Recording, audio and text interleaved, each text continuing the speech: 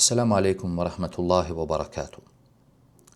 Deməli, soruşurlar ki, Quran kitabına, yəni mushafa, dəstəmazsız toxunmaq olar yoxsa yox? Bu barədə, əziz qardaşlar, alimlərin iki məşhur görüşü var. Bir qrup alimlər deyiblər ki, mütləq şəkildə dəstəmazsız Quran kitabına toxunmaq haramdır, olmaz. Bu görüş cümhur alimlərin görüşüdür. Əksər alimlər bu görüşün üzərindədir. Eləcə də 4 məzhəb imamı.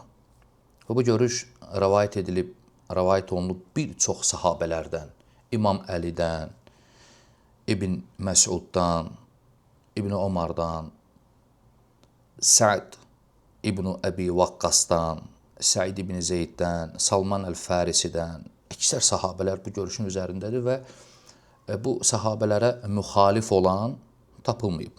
Ona görə Şeyxülislam İbn Teymiyyə rahimehullah sahabələrin icmasını nəql edir ki, məsələ bu yerdədir.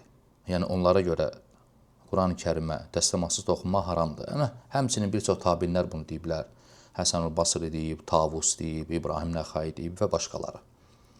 Əl-Muhim birinci görüş sahibləri deyiblər ki, haramda olmaz. İkinci görüşdə olan alimlər deyiblər ki, bu icazəlidir, heç bir problem yoxdur, mütləq şəkildə olar. Dəstəmazsız Quran-ı Kərimə toxuna bilərsən. Davud Əl-Zahiri bu görüşü deyib və həmçinin İmam İbn Həzm bu görüşün üzərindədir. Allah daha doğrusunu bilir, haqqa daha yaxın olan görüş birinci görüşdür, dəlilləri olduqca güclüdür. Xülasə nəticə bu olur ki, Quran-ı Kərimə, Mushaf kitabına, Mushafa dəstəmazsız toxunmaq haramdır. Allahu a'lam.